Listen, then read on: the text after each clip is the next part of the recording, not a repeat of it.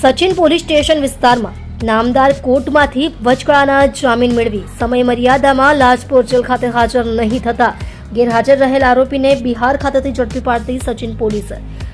Inspector Shri PN. Vaghela નાઓની સૂચના અને માર્ગદર્શન હેઠળ સર્વેલન્સ સ્ટાફના police sub inspector Shri ND. Damor નાઓના નેતૃત્વ હેઠળ નામદાર કોર્ટ દ્વારા વચગાળાના જામીન મેળવી જામીનનો સમયગાળો પૂર્ણ થયેથી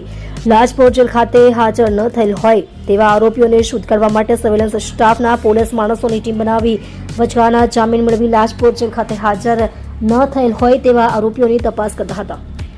જે આરોપીઓ પૈકી સચિન પોલીસ સ્ટેશન પાર્ટ એ ગુનો રજિસ્ટર્ડ નંબર 2024 ભારતીય ન્યાય સંહિતા BNS સન 2023 ની કલમ 103(1) 109(1) 118(2) 126(2) 309(4) 309(6) 311 312 331 6 331 8 333 351 3 54 3 5 મુજબના લૂંટ વિથ મર્ડરના ગુનાના આરોપી નામે સંજય ચંદ્રદેવ પાસવાન મૂળ વતન દીતીકલા હાજીપુર સદર વૈશાલી બિહાર નાઓએ પોતાની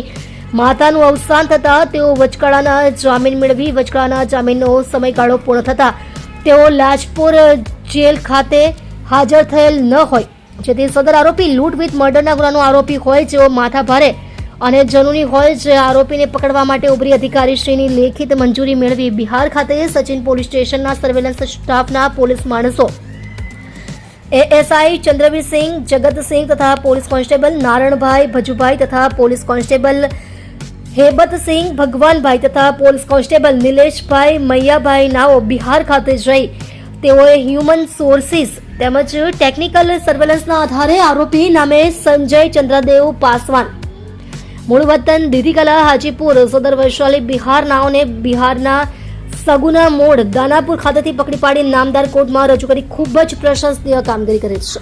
આપ જોઈ રહ્યા છો ગુજરાતની સૌથી પહેલા ખબર આપતી Surat express news channel director Rajesh મંગલેની સાથે.